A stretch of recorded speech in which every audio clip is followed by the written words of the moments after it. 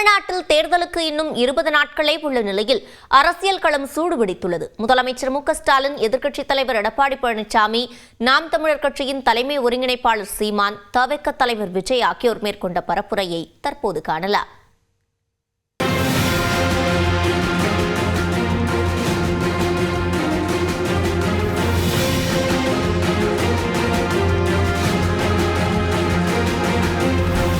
ஈரோட்டில் பரப்புரை செய்த முதலமைச்சர் மு.க.ஸ்டாலின், பொள்ளாச்சி பாலியல் வன்கொடுமை வழக்கில் குற்றவாளிகளை தப்பிக்க விட்டவர் எடப்பாடி பழனிசாமி என்று விமர்சித்தார். பெண்கள் பாதுகாப்பை பற்றி பேசுவதற்கு பழனிசாமிக்கு அருகதை இருக்கா? ஆனால் அதிமுக பொல்லாத ஆட்சிக்கு பொள்ளாச்சியே சாட்சின்னு ஒட்டுமொத்த தமிழ்நாடும் சொல்லிச்ச. ஆனால் அந்த வழக்கையும் முறையாக நடத்தி குற்றவாளிகளுக்கு ஆயுள் தண்டனை வாங்கி தந்து 85 லட்சம் ரூபாய் இழப்பீட்டையும் இன்றைக்கு வாங்கி தந்த ஆட்சிதான் திராவிட மாடல் ஆட்சி. மாலையில் கோவையில் திமுக கூட்டணி வேட்பாளர்களை ஆதரித்து வாக்கு சேகரித்த முதலமைச்சர், பிரதமர் மோடியின் சென்னை வருகையால் திமுகவின் வெற்றி உறுதியானதாக தெரிவித்தார். 4ஆம் தேதி சென்னையில் ரோடு ஷோ பண்ண வராராம் செய்தி வந்துச்சு. இதனால யாரு மகிழ்ச்சி அடைகிறாங்களோ இல்லையோ, நாங்கள் மகிழ்ச்சி அடைகிறோம். திமுக காரங்களுக்கு இப்போ செம குஷி. ஏன்னு கேட்குறீங்களா? போன முறை 2024 தேர்தலப்போ இப்படித்தான் சென்னையில் அவர் ரோடு ஷோ பண்ணார். நாம 40க்கு 40 முழு வெற்றி பெற்றோம். இதனிடையே தருமபுரியில் பரப்புரை செய்த அதிமுக பொதுச் செயலாளர் எடப்பாடி பழனிசாமி, பொள்ளாச்சி வழக்கில் நியாயமான விசாரணை வேண்டுமென சிபிஐ வசம் ஒப்படைத்தது அதிமுக அரசு என்றார். தமிழக அரசு உங்களுடைய ஆட்சியினுடைய புள்ளி விவரப்படி பெண்களுக்கு பாலியல் துன்புறுத்தும் வழக்குகள் 26,651. திரு ஸ்டாலின் அவர்களே, பொள்ளாச்சியில் நடைபெற்ற சம்பவங்கள் உடனடியாக நியாயமாக விசாரணை நடைபெற வேண்டும் என்பதற்கு சிபிஐக்கு உத்தரவிட்ட அரசாங்கம் அதிமுக அரசாங்கம். அதிமுகவை பாஜகவிடம் அடகு வைத்து விட்டதாக முதலமைச்சர் விமர்சித்த நிலையில் கிருஷ்ணகிரி கூட்டத்தில் அதற்கு இபிஎஸ் பதிலளித்தார். இன்றைக்கு திரு ஸ்டாலின் அவர்களே, நாங்க அதிமுக விக்கல, நீங்க தான் காங்கிரசுக்கு உங்களுடைய கட்சியை வித்திருக்கிறீங்க. உண்மைதானே? இந்த கொடி பறக்குது பாத்தீங்களா? எதனால பறக்குது? காற்றுல பறக்குது. காத்த கண்ணுக்கு தெரியுதா? காற்று கண்ணுக்கு தெரியுதா? கண்ணுக்கு தெரியாத காற்றில் கூட ஊழல் செய்கின்ற ஒரே கட்சி இந்தியாவில் திமுக கட்சி. ஈரோடு மாவட்டம் கோபிச்செட்டிப்பாளையத்தில் பரப்புரை மேற்கொண்ட நாம் தமிழர் கட்சியின் தலைமை ஒருங்கிணைப்பாளர் சீமான் செங்கோட்டையன் குறித்து விமர்சித்தார். நான் அவர்கிட்ட கேட்கிறேன், ரொம்ப மதிப்பு வச்சிருக்கேன் அவர் மேல. ஒன்னே கேட்கிறேன், 9 ஆண்டுகள் நீங்க சட்டமன்ற உறுப்பினராக இருந்து இந்த கோபிச்செட்டிப்பாளையத்துக்கு செய்யாத ஒரு நல்லதை தம்பி விஜய் ஏசியில டிவிக்கில சேர்ந்து வென்று வந்து செய்ய போறீங்களான்னு கேட்கிறேன். பதில் சொல்லுங்க. அது என்ன? நீங்க எம்ஜிஆர் ஐயா கூட இருந்தீங்க, அப்புறம் ஜெயலலிதா அம்மா கூட இருந்தீங்க, அப்புறம் இந்த விஜய் ஐயா கூட போய் நிற்கிறீங்க. அது ஏன் நடிக்கிறவங்களா பார்த்து போறீங்க? சினிமா தான் உங்க சித்தாந்தமா? என்ன? பெரம்பூரை தொடர்ந்து திருச்சி கிழக்கு தொகுதியில் தவிக தலைவர் விஜய் வேட்புமனு தாக்கல் செய்தார்.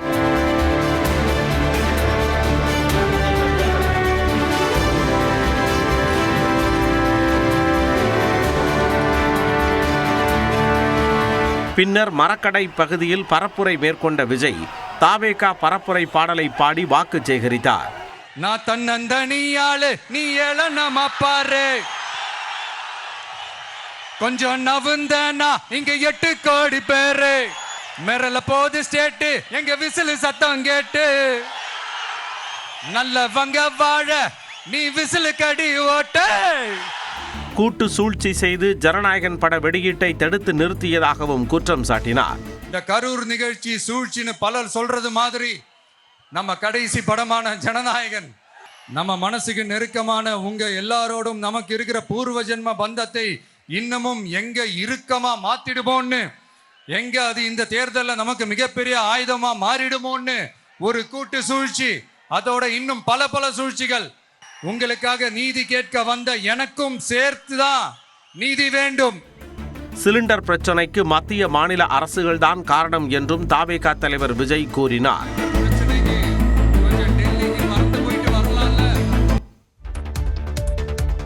தொடர்ந்து 1 நிமிட செய்திகளை பார்க்கலாம். தமிழ்நாட்டில் சட்டம் ஒழுங்கு டிஜிபியை நியமிப்பதில் இழுபறி நீடித்து வந்த நிலையில் மூத்த ஐபிஎஸ் அதிகாரியான சந்தீப் ராய் ரத்தோரை புதிய டிஜிபியாக நியமனம் செய்து தேர்தல் ஆணையம் உத்தரவிட்டுள்ளது. தமிழக சட்டம் ஒழுங்கு டிஜிபியாக இருந்த சங்கர் ஜிவால் கடந்த ஆகஸ்ட் 31ஆம் தேதி ஓய்வு பெற்றார். அதன் பின்னர் தமிழக அரசு ஐபிஎஸ் அதிகாரி வெங்கட்ராமனை பொறுப்பு டிஜிபியாக நியமனம் செய்தது. இதனை எதிர்த்தும் சீனியாரிட்டி அடிப்படையில் டிஜிபியை நியமிக்க கோரியும் உச்சநீதிமன்றத்தில் வழக்கு தொடரப்பட்டது. இதனை விசாரித்த நீதிமன்றம் சட்டம் ஒழுங்கு டிஜிபி பதவிக்கான பெயர்களை ஒரு வாரத்திற்குள் தமிழக அரசு பரிந்துரை செய்ய வேண்டும் என்றும் அந்த பட்டியலில் உள்ளவர்களின் பெயரை இறுதி செய்து 2 வாரங்களுக்குள் யுபிஎஸ்சி தேர்வு செய்து புதிய டிஜிபி பெயரை தமிழக அரசுக்கு அனுப்பி வைக்க வேண்டும் என்றும் கடந்த பிப்ரவரி மாதம் உத்தரவிட்டது. இதற்கிடையே தேர்தல் நடத்தை விதிகள் அமலுக்கு வந்ததால் டிஜிபி நியமன விவகாரத்தில் முதலமைச்சரால் முடிவெடுக்க முடியாத சூழல் நிலவி வந்தது. இந்நிலையில் தமிழக சட்டம் ஒழுங்கு டிஜிபியாக சந்தீப் ராய் ரத்தோரை நியமித்து தேர்தல் ஆணையம் உத்தரவு பிறப்பித்துள்ளது. 1992ஆம் ஆண்டு பேட்ச் ஐபிஎஸ் அதிகாரியான சந்தீப் ராய் ரத்தோர் தற்பொழுது பயிற்சி கல்லூரி டிஜிபியாக உள்ளார். சந்தீப் ராய் ரத்தோர் அடுத்த 6 மாதங்களுக்குள் ஓய்வு பெற இருப்பது குறிப்பிடத்தக்கது. தமிழ்நாட்டில் சட்டமன்ற தேர்தலை முன்னிட்டு ஐஏஎஸ் மற்றும் ஐபிஎஸ் அதிகாரிகளை பணியிட மாற்றம் செய்து தேர்தல் ஆணையம் உத்தரவிட்டுள்ளது. தமிழ்நாடு சட்டப்பேரவைக்கு வரும் 23ஆம் தேதி ஒரே கட்டமாக தேர்தல் நடைபெறுகிறது. இதை முன்னிட்டு தேர்தல் நடத்தை விதிகள் அமலில் இருப்பதால் அதிகாரிகளை தேர்தல் ஆணையம் அதிரடியாக மாற்றி வருகிறது. அந்த வகையில் தூத்துக்குடி மாவட்டம் ஆட்சியர் இளம்பகவத் மாற்றப்பட்டு புதிய ஆட்சியராக விஷு மகாஜன் நியமிக்கப்பட்டுள்ளார். சேலம் ஆட்சியர் பிருந்தாதேவி மாற்றப்பட்டு அருண் தம்புராஜ் நியமிக்கப்பட்டுள்ளார். இதேபோன்று மதுரை காவல் ஆணையராக இருந்த லோகநாதன் மாற்றப்பட்டு அபிஷேக் தீக்ஷித் நியமிக்கப்பட்டுள்ளார். தாம்பரம் காவல் ஆணையராக இருந்த அமல்ராஜ் மாற்றப்பட்டு சஞ்சய்குமார் நியமிக்கப்பட்டுள்ளார். மேற்கு மண்டல ஐஜியை மாற்றி புதிய ஐஜியாக ரம்யா பாரதியை தேர்தல் ஆணையம் நியமித்துள்ளது. சில அதிகாரிகளை மாற்ற வேண்டுமென எதிர்க்கட்சிகள் கோரி வந்த நிலையில் இடமாற்றம் நடைபெற்றுள்ளது. ஓட்டப்பிடாரம் அருகே வளர்ப்பு நாய் நகத்தால் கீறியதில் ராபிஸ் நோய் தாக்கி சிறுமி உயிரிழந்த சம்பவம் சோகத்தை ஏற்படுத்தியுள்ளது. தூத்துக்குடி மாவட்டம் புதியம்புத்தூர் பகுதியைச் சேர்ந்தவர்கள் செல்வகுமார், ஜோதி தம்பதி. இவர்களது மகள் செல்வ சுகாசினி தூத்துக்குடியில் உள்ள தனியார் பள்ளியில் 9ஆம் வகுப்பு படித்து வந்தார். இந்நிலையில் கடந்த 2 மாதங்களுக்கு முன்பு வீட்டில் வளர்த்து வரும் நாயுடன் செல்வ சுகாசினி விளையாடும் போது அது நகத்தால் கீறியதாக கூறப்படுகிறது. சிறிய கீறல்தானே என அலட்சியமாக விட்ட மாணவி தடுப்பூசி போடவில்லை என தெரிகிறது. இந்நிலையில் கடந்த 28ஆம் தேதி உடல்நலம் பாதிக்கப்பட்ட சிறுமி தூத்துக்குடி அரசு மருத்துவமனையில் அனுமதிக்கப்பட்டார். அப்போது அவருக்கு ராபிஸ் தொற்று பாதிப்பு இருந்தது தெரியவந்தது. பின்னர் மேல் சிகிச்சைக்காக மதுரை ராஜாஜி மருத்துவமனையில் அனுமதிக்கப்பட்ட சிறுமி சிகிச்சை பலனின்றி பரிதாபமாக உயிரிழந்தார். மாணவியின் உடல் முழுவதும் விஷத்தன்மை பரவியிருந்த நிலையில் சுகாசினியின் உடலை பெற்றோரிடம் ஒப்படைக்காமல் அரசே தகனம் செய்தது. மதசார்பற்ற முற்போக்கு கூட்டணியின் திருச்சி மேற்கு சட்டமன்ற தொகுதி செயல் வீரர்கள் கூட்டம் அமைச்சர் KN நேரு தலைமையில் நடைபெற்றது. திருச்சி கலைஞர் அறிவாலயத்தில் நடைபெற்ற இக்கூட்டத்தில் மதசார்பற்ற முற்போக்கு கூட்டணி சார்பில் காங்கிரஸ், தேமுதிக, விசிக, இந்திய கம்யூனிஸ்ட், மார்க்சிஸ்ட் கம்யூனிஸ்ட் நிர்வாகிகள் கலந்து கொண்டனர். அதேபோல கூட்டணியில் உள்ள மனிதநேய மக்கள் கட்சி, மக்கள் நீதி மய்யம் உள்ளிட்ட தோழமை கட்சி நிர்வாகிகள் பலரும் கலந்து கொண்டனர். இந்த கூட்டம் அமைச்சரும் திமுக வேட்பாளர் KN நேரு தலைமையில் நடைபெற்றது. அப்போது பேசிய அமைச்சர் KN நேரு அதிக வாக்குகள் வித்தியாசத்தில் வெற்றி பெற செய்ய வேண்டும் என கேட்டுக் கொண்டார். உழைப்பு என்பதே இதுக்கு தேவையாக இருக்கிறது. எனவேதான் இந்த கூட்டம் கூட்டப்பட்டது, அதுக்காக தான் கூட்டப்பட்டது. எனவே ஒவ்வொருவரையும் நான் நேரடியாக தொலைபேசியில் தொடர்பு கொள்கிறேன். மேலும் திமுகவின் கடந்த 5 ஆண்டு கால பல்வேறு நலத்திட்டங்களை பொதுமக்களிடம் எடுத்துக் கூற வேண்டும் என்றார். அதேபோல தற்போது அறிவித்துள்ள திமுக தேர்தல் அறிக்கையும் வீடு வீடாக கொண்டு செல்லப்பட்டு விளக்கப்பட வேண்டும் எனவும் அமைச்சர் KN நேரு ஆலோசனை வழங்கினார். தாவேகாவால் திமுகவின் வெற்றி பாதிக்காது என சபரீசன் தெரிவித்துள்ளார். சென்னை வில்லிவாக்கத்தில் செய்தியாளர்களிடம் பேசிய சபரீசன் வெற்றி பெறுவோம் என 100% நம்பிக்கை இருப்பதாக கூறினார். So it will be delivered. It will be delivered. Even the 8,000 coupon, it is a new scheme that has been introduced by our Chief Minister. How will be the victory of DMK, sir? Very bright. It is very bright. We are very confident. Thank you. தொடர்ந்து பேசிய அவர் தாவேகா குறித்த கேள்விகளுக்கும் பதிலளித்தார். What new party has come out, whether it will affect in anything or no? There's no effect here. Because he is contesting in 2 constituencies. Which shows the confidence of the leader. Yeah. முன்னதாக திமுக வேட்பாளர் கார்த்திக் மோகனுக்கு ஆதரவாக வில்லிவாக்கம் நல சங்கங்களின் ஆலோசனை கூட்டத்தில் அமைச்சர் சேகர் பாபு, சபரீசன் உள்ளிட்டோர் பங்கேற்றனர்.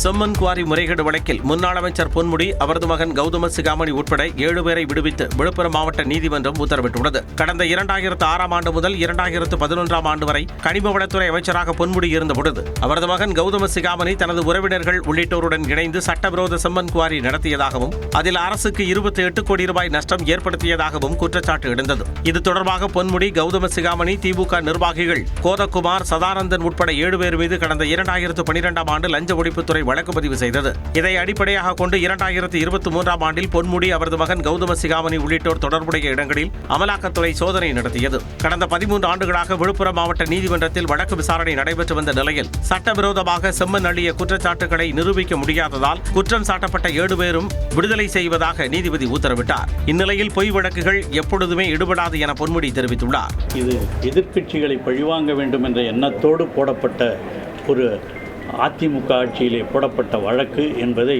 இன்று இந்த நீதிமன்றத்தினுடைய தீர்ப்பு தெளிவாக நிரூபித்திருக்கிறது. திமுகவை முடக்கிவிட வேண்டும் என நினைத்தவர்களின் எண்ணம் தோல்வியடைந்ததாகவும் பொன்முடி கூறினார்.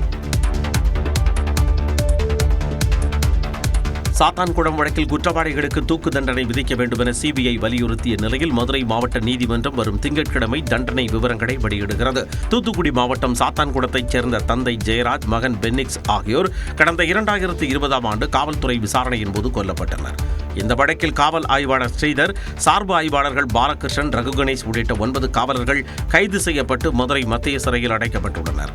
இந்த வழக்கின் முழு விசாரணையும் நிறைவடைந்ததை அடுத்து குற்றம் சாட்டப்பட்ட 9 பேரும் குற்றவாளிகள் என கடந்த 23ஆம் தேதி நீதிபதி முத்துக்குமரன் தீர்ப்பளித்திருந்தார். இந்நிலையில் இந்த வழக்கு மீண்டும் விசாரணைக்கு வந்தபோது கொலை செய்யும் நோக்கில் தாக்கவில்லை எனவும் குடும்ப சூழலை கருத்தில் கொண்டு குறைந்தபட்ச தண்டனை வழங்க வேண்டும் எனவும் குற்றவாளிகள் வலியுறுத்தினர். அதே சமயம் ஆயுதங்களால் கொடூரமாக தாக்கிய 9 பேருக்கும் தூக்கு தண்டனை வழங்க வேண்டும் என சிபிஐ தரப்பில் வாதிடப்பட்டது.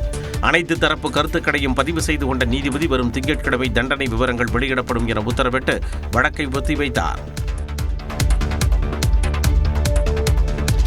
சென்னை ராயபுரம் தொகுதியில் 8வது முறையாக போட்டியிடும் முன்னாள் அமைச்சர் ஜெயக்குமார் வேட்புமனு தாக்கல் செய்தார். தொடர்ந்து செய்தியாளர்களிடம் பேசிய ஜெயக்குமார் 1991 ஆண்டு தேர்தலில் ஜெயலலிதா அடையாளம் காட்டிய ராயபுரம் தொகுதியில் தொடர்ந்து போட்டியிட்டு வருவதாக கூறினார். 8வது முறை நான் மனு தாக்கல் ராயபுரத்திற்காக மட்டுமே செய்திருக்கின்றேன். தமிழ்நாட்டில் ஒரு சிலர் தான் தொகுதி மாறாமல் ஒரே தொகுதியில் இருப்பார்கள்.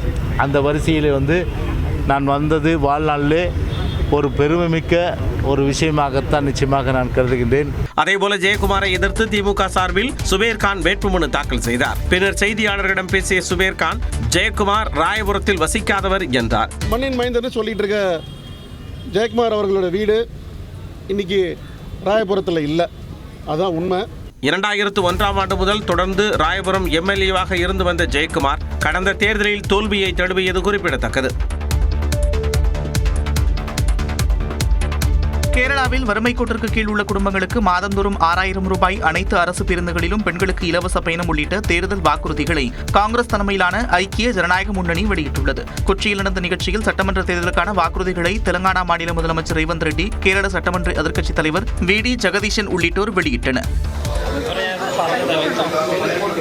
நிகழ்ச்சியில் பேசிய தெலங்கானா முதலமைச்சர் ரேவந்த் ரெட்டி, குடும்ப ஆட்சி, ஊழல் உட்பட கேரள முதலமைச்சர் பினராயி விஜயனுக்கும் தெலங்கானா முன்னாள் முதலமைச்சர் சந்திரசேகர ராவுக்கும் இடையே நிறைய ஒற்றுமைகள் இருப்பதாக குற்றம் சாட்டினார்.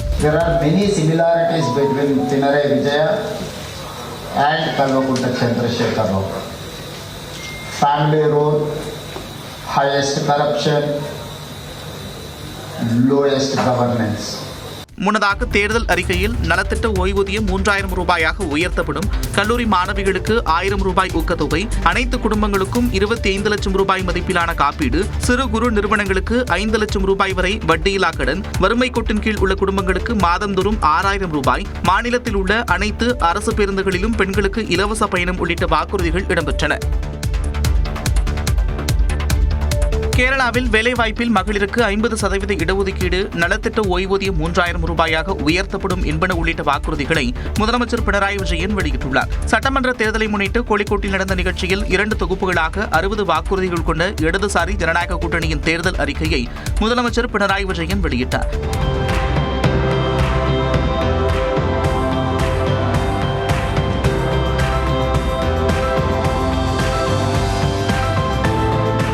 பேசிய அவர் வேலைவாய்ப்பு, சுகாதாரம் உள்ளிட்டவற்றில் வளர்ச்சியடைந்த மாநிலமாக கேரளாவை மாற்றுவதே தங்கள் இலக்கு என்று கூறினார். ഭരണത്തിൽ പുതിയ വളർന്നു വന്ന முன்னதாக தேர்தல் அறிக்கையில் நலத்திட்ட ஓய்வூதியம் 3000 ரூபாயாக உயர்த்தப்படும், வேலைவாய்ப்பில் பெண்களுக்கு 50% இடஒதுக்கீடு, புதிதாக 60,000 வேலைவாய்ப்புகளை மாநிலத்தில் உருவாக்குவது, 20 லட்சம் குடும்ப தலைவிகளுக்கு பொருளாதார உதவிகள், 1 லட்சம் சிறு குறு நிறுவனங்களுக்கு 1 கோடி ரூபாய் வரை கடன் உதவி, நஷ்டத்தில் இயங்கும் மாநில போக்குவரத்து கழகத்தின் நிதிநிலையை சீர் செய்வது, மாநிலம் முழுவதும் தங்கு தடையின்றி மின் விநியோகம் உள்ளிட்ட வாக்குறுதிகள் வழங்கப்பட்டுள்ளன. சட்டமன்ற தேர்தலை முன்னிட்டு தமிழ்நாடு, கேரளா மற்றும் புதுச்சேரியில் பிரதமர் நரேந்திர மோடி 2 நாட்கள் சுற்றுப்பயணம் மேற்கொள்கிறார். தமிழ்நாடு, கேரளா, புதுச்சேரி சட்டமன்ற தேர்தலில் போட்டியிடும் தேசிய ஜனநாயக கூட்டணி வேட்பாளர்களை ஆதரித்து வெள்ளி மற்றும் சனிக்கிழமை பிரச்சாரம் மேற்கொள்ள பிரதமர் நரேந்திர மோடி திட்டமிட்டுள்ளார். அதற்காக வெள்ளிக்கிழமை மாலை தனி விமானம் மூலம் சென்னை வரும் பிரதமர் நரேந்திர மோடி ஹெலிகாப்டர் மூலம் புதுச்சேரி செல்கிறார்.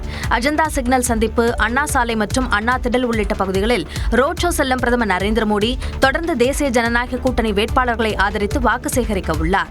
அதன் பின் சென்னை திரும்பும் பிரதமர் நரேந்திர மோடி கிண்டியில் உள்ள நட்சத்திர விடுதியில் இரவு தங்குகிறார். அப்போது தேர்தல் தொடர்பாக பாஜக மூத்த தலைவர்களுடன் பிரதமர் நரேந்திர மோடி ஆலோசிக்க திட்டமிட்டுள்ளதாக தகவல் வெளியாகியுள்ளது. அதனைத் தொடர்ந்து கேரளாவுக்கு சனிக்கிழமை செல்லும் பிரதமர் நரேந்திர மோடி தேர்தல் பிரச்சாரத்தில் ஈடுபடுகிறார். பிரதமர் நரேந்திர மோடியின் வருகையை முன்னிட்டு சென்னையில் 3000 காவலர்கள் பாதுகாப்பு பணியில் ஈடுபடுத்தப்பட்டுள்ளனர். மேலும் கிண்டி, மீனம்பாக்கம் உள்ளிட்ட பகுதிகளில் ட்ரோன்கள் பறக்க தடை விதிக்கப்பட்டுள்ளது. சென்னையில் தங்கம் விலை காலையில் கிராமிற்கு 100 ரூபாய் குறைந்த நிலையில் மாலையில் மீண்டும் 200 ரூபாய் குறைந்து நகை வாங்குவோருக்கு நிம்மதி அளித்துள்ளது.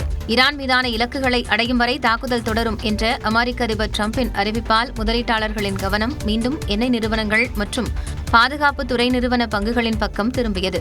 இதனால் சென்னையில் காலையில் சவரனுக்கு 800 ரூபாய் குறைந்த தங்கத்தின் விலை மாலையிலும் சவரனுக்கு 1600 ரூபாய் குறைந்தது. இதன் காரணமாக 1 கிராம் தங்கம் 13,750 ரூபாய்க்கும், ஒரு சவரன் 1,10,000 ரூபாய்க்கும் விற்பனையாகிறது.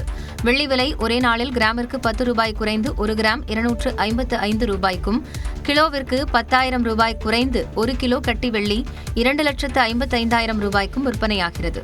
இதனிடையே டிரம்பின் அறிவிப்பு இந்திய பங்குச்சந்தையிலும் எதிரொலித்ததால் காலையில் சரிவுடன் தொடங்கிய மும்பை பங்குச்சந்தை மாலையில் 185 புள்ளிகள் ஏற்றத்துடன் நிறைவு பெற்றது. இதன்படி சென்செக்ஸ் 73,319 புள்ளிகளிலும், தேசிய பங்குச்சந்தை குறியீட்டு நிப்டி 22,700 புள்ளிகளை கடந்தும் வர்த்தகத்தை நிறைவு செய்தன. சென்னை எழும்பூர் ரயில் நிலையத்தில் நடைமேடை சீரமைப்பு பணிகள் நிறைவடைந்ததை தொடர்ந்து கடற்கரை தாம்பரம் வழித்தடத்தில் புறநகர் மின்சார ரயில் சேவை இன்று முதல் இயல்பு நிலைக்கு திரும்பியதால் பயணிகள் நிம்மதியடைந்துள்ளனர். எழும்பூர் ரயில் நிலையத்தில் 10 மற்றும் 11வது நடைமேடைகளில் மறுசீரமைப்பு பணிகள் கடந்த பிப்ரவரி 20ஆம் தேதி முதல் நடைபெற்று வந்தன. இதன் காரணமாக நாளை மறுதினம் வரை 5 மற்றும் 6 ஆகிய நடைமேடைகள் வழியாக புறநகர் மின்சார ரயில்கள் இயக்கப்படும் என அறிவிக்கப்பட்டிருந்தது.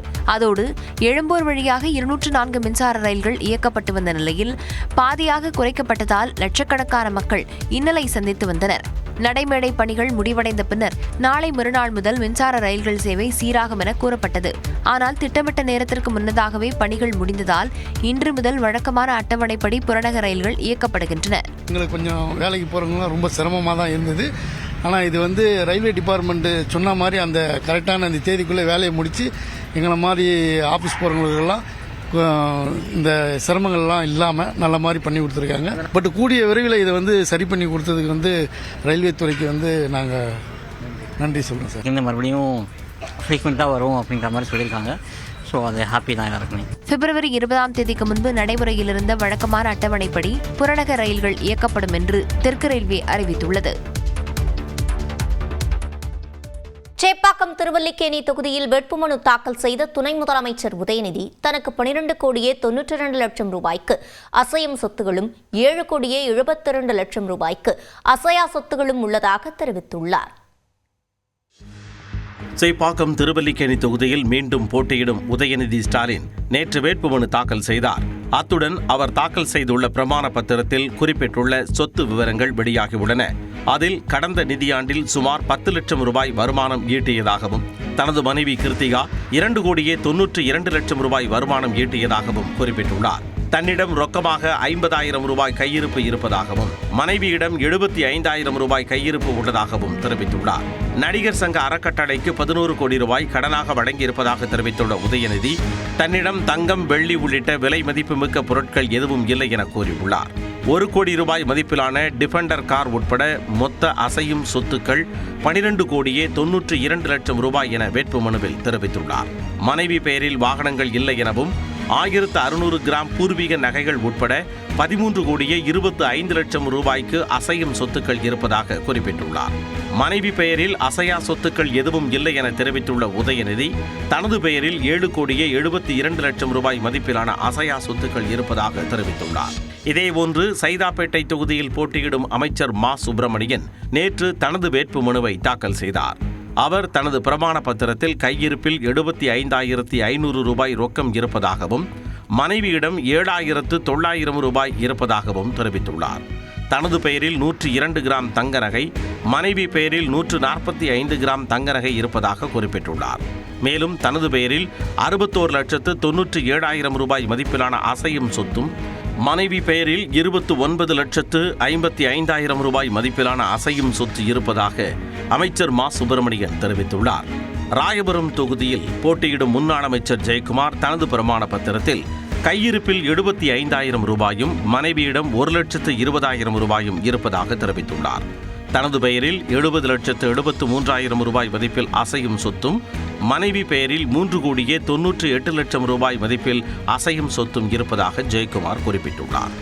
காரைக்குடி தொகுதியில் போட்டியிடும் அமமுக வேட்பாளர் தேர்போகி பாண்டி தன்னிடம் 16 லட்சம் மதிப்புள்ள கார், 1200 கிராம் தங்கம் என 3 கோடியே 36 லட்சம் ரூபாய் மதிப்பில் அசையும் சொத்துக்கள் உள்ளதாக குறிப்பிட்டுள்ளார். 30.76 ஏக்கரில் விளை நிலங்கள் மற்றும் மனை இடங்கள், கட்டடங்கள் உட்பட 5 கோடியே 9 லட்சம் ரூபாய் மதிப்பில் அசையா சொத்துக்கள் உள்ளதாகவும், 5 கோடியே 19 லட்சம் ரூபாய் கடன் உள்ளதாகவும் குறிப்பிட்டுள்ளார்.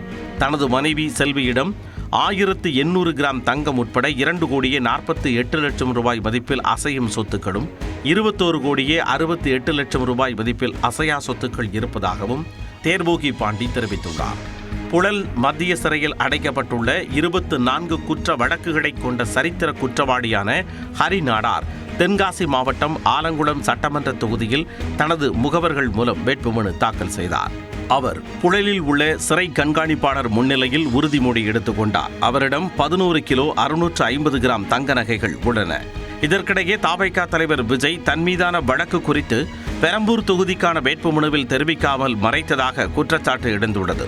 பெரம்பூர் மற்றும் திருச்சி கிழக்கு ஆகிய 2 தொகுதிகளில் விஜய் போட்டியிடும் நிலையில் பெரம்பூர் தொகுதியில் தனது வேட்புமனுவை கடந்த 30ஆம் தேதி தாக்கல் செய்தார். அதில் தன் மீது எந்தவித காவல்துறை வழக்கும் இல்லை என தெரிவித்திருந்தார்.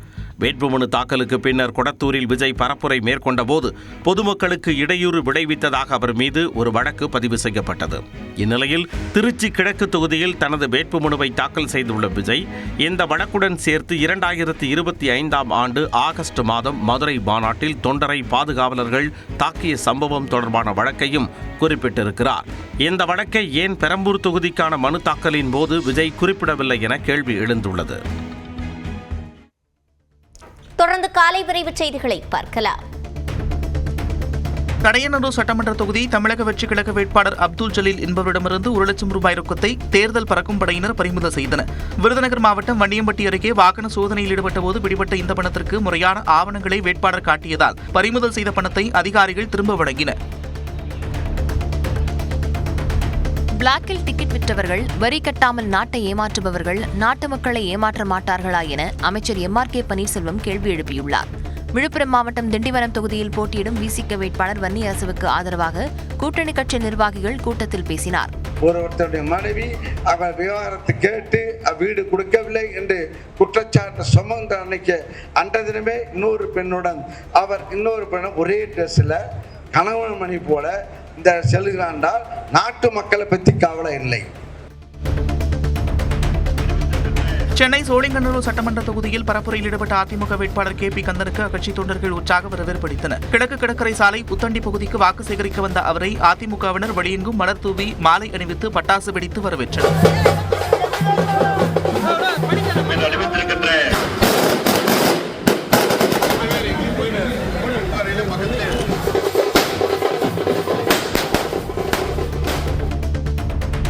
கொடைக்கானலில் சிலிண்டர் தட்டுப்பாட்டால் காலி சிலிண்டரை இளைஞர் ஒருவர் விறகடுப்பாக மாற்றியுள்ளார். கொடைக்கானல் பாம்பார்புரம் பகுதியைச் சேர்ந்த பிரேம் தேநீர் கடையுடன் கூடிய சாலையோர உணவகம் நடத்தி வருகிறார். சிலிண்டர் தட்டுப்பாட்டால் வித்தியாசமாக யோசித்த இவர் காலி சிலிண்டரை விறகடுப்பாக மாற்றி சமைத்து கவனம் பெற்றுள்ளார். புகை இல்லாமல் நன்கு எரிவதால் இந்த அடுப்பு வசதியாக உள்ளதாகவும் பிரேம் தெரிவித்தார். சேலம் சங்ககிரி அருகே ஒருக்காமரை வரதராஜ பெருமாள் கோவில் உண்டியல் பணம் கையாடல் செய்யப்பட்டதாக அறநிலைத்துறை அதிகாரி மீது புகார் அளிக்கப்பட்டுள்ளது.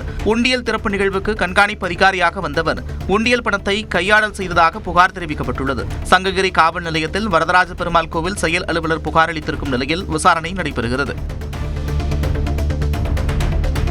வரும் சட்டமன்ற தேர்தல் நாக்பூருக்கும் தமிழர்களுக்குமான நேரடி போர் என்றும் பாஜக தமிழ்நாட்டிலிருந்து ஒரு பிடி மண்ணை கூட எடுத்து செல்ல அனுமதிக்க கூடாது என்றும் திமுக துணை பொதுச் செயலாளர் கனிமொழி கூறினார். சிவகங்கை மாவட்டம் மானாமதுரையில் பரப்புரையில் ஈடுபட்ட அவர் இதனை தெரிவித்தார். தமிழின் பெருமையை கெடுக்க நினைத்தவர்களுக்கும் இருக்கக்கூடிய கீழடிக்கும் நாக்பூருக்குமான அந்த தேர்தல், அந்த போர் என்பதை நாம் புரிந்து கொண்டு இந்த தேர்தலிலே நாம் கவனத்தோடு வாக்களிக்க வேண்டும். மதுரவாயல் தொகுதியில் பெண் வேட்பாளர் ஒருவர் மதுபாட்டில் உருவம் பொறிக்கப்பட்ட துண்டை மாலையாக அணிந்து வந்து வேட்புமனு தாக்கல் செய்தார். ஆல் இண்டியா காந்தி காமராஜ் காங்கிரஸ் கட்சி சார்பில் போட்டியிடும் மருத்துவரான அனிதா ராஜ்குமார் என்ற அவர் பூரண மது ஒழிப்பின் அவசியத்தை விவரித்தார். இன்னைக்கு நாங்க இதெல்லாம் அணிந்து கொண்டு இங்க வந்து நிக்கிறோன்றது சும்மா கிடையாது. ஒவ்வொரு வீட்டிலும் அவ்வளவு கஷ்டப்பட்டிருக்காங்க. ஒவ்வொரு வீட்லயும் இழப்பு இருக்கு. எங்க வீட்டிலயுமே எங்க அப்பா மதுவினால தான் ரொம்ப கஷ்டப்பட்டு, அதனால அந்த ஃபேமிலில இருந்து வந்ததுனால எனக்கு அதோட வலி கஷ்டம் தெரியும். திண்டுக்கல்லில் அமைச்சர் ஐ பெரியசாமியின் காரில் நிலையான கண்காணிப்பு குழுவினர் சோதனை மேற்கொண்டனர். ஆத்தூர் சட்டமன்ற தொகுதியில் தேர்தல் பரப்புரைகளில் ஈடுபட்டுக் கொண்டிருந்த அமைச்சர் ஐ பெரியசாமி அதனை முடித்துக் கொண்டு திண்டுக்கல் நோக்கி காரில் சென்று கொண்டிருந்தார். அப்போது நிலையான கண்காணிப்பு குழுவினர் அவரது காரையும் திமுக நிர்வாகியின் காரையும் சோதனை செய்தனர். சோதனையில் எதுவும் சிக்காததால் காரை விடுவித்தனர்.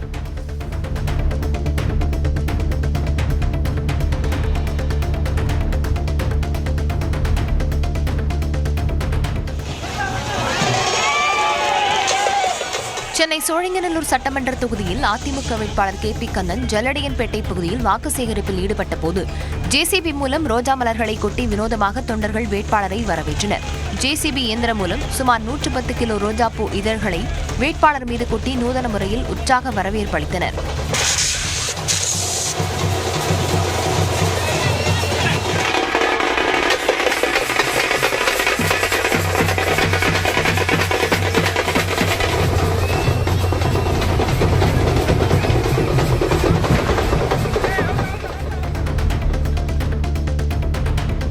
லஞ்சம் வாங்கிய திண்டுக்கல் தாலுகா காவல் நிலைய உதவி ஆய்வாளரை லஞ்ச ஒழிப்பு காவல்துறையினர் கைது செய்தனர். திண்டுக்கல் அருகே பழனி புறவழிச்சாலையில் கிளப் நடத்தி வரும் சுகுமார் என்பவரிடம் திண்டுக்கல் தாலுகா காவல் நிலைய உதவி ஆய்வாளர் கலையரசன் தனக்கு மாதம் 10,000 ரூபாய் லஞ்சம் கேட்டதாக கூறப்படுகிறது.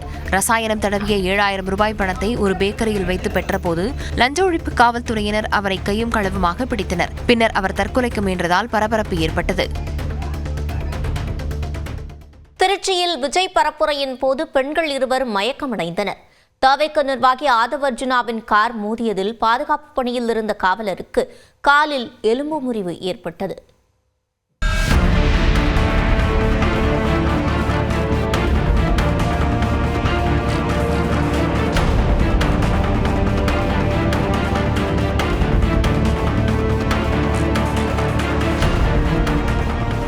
தவேக தலைவர் விஜயின் வாகனத்தை பின்தொடர வேண்டாம், கர்ப்பிணிகள் குழந்தைகள் அழைத்து வர வேண்டாம் என பலமுறை அக்கட்சியை அறிவுறுத்தினாலும் அதனை தொண்டர்கள் கொஞ்சம் கூட காதில் வாங்க தயாராக இல்லை என்பது திருச்சி பரப்புரையிலும் உறுதியாகி இருக்கிறது. திருச்சி கிழக்கு தொகுதியில் வேட்புமனு தாக்கல் செய்வதற்காக விஜய் அங்கு செல்ல அவரது வாகனத்தை பலரும் பின்தொடர்ந்தனர். விஜயை பார்த்தே ஆக வேண்டும் என்ற நோக்கத்தோடு தங்கள் பைக்குகளை சாலையின் எதிர் திசையிலும் அவர்கள் ஓட்டிச் செல்ல பொதுமக்கள் பதறிப்போயினர்.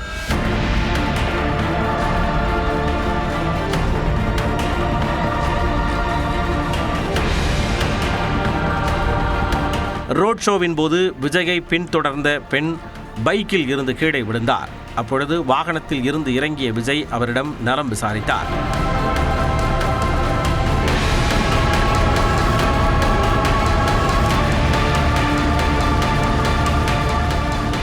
விஜயை காண வந்த தாவேகாவினர் விசில் அடித்து 10ஆம் வகுப்பு பொதுத் தேர்வு எழுதும் மாணவர்களுக்கு தொந்தரவு கொடுத்ததால் ஒலிபெருக்கியில் பெண் எச்சரித்தார்.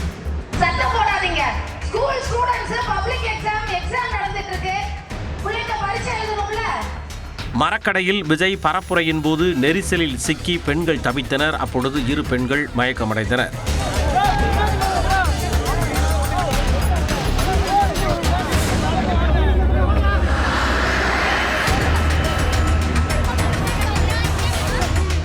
இதனிடையே பரப்புரை நிறைவடைந்ததும் பாதுகாப்பு பணியில் இருந்த காவலர் சதீஷ் மீது தாவேகா நிர்வாகி ஆதவ் அர்ஜுனாவின் கார் மோதியது. இதில் காவலரின் கால் எலும்பு முறிந்தது.